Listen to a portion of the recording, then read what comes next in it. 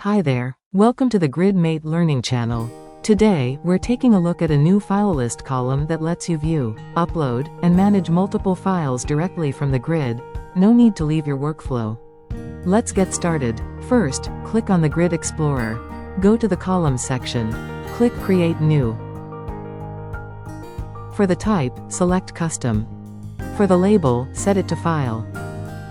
Paste the configuration. Then click Check Syntax, just to make sure everything looks good. Now, let's add the column we just created to the grid. Click Apply. Close the Grid Explorer. Refresh the page, because changes need a moment to show up. You'll now see the new column in the grid. Click Upload and choose the file you want to upload. All file types are supported, so you're covered. Click Done.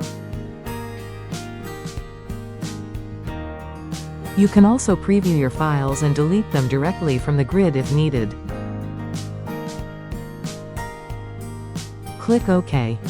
And that's it. Your files are now neatly managed right inside the grid. Thank you for watching.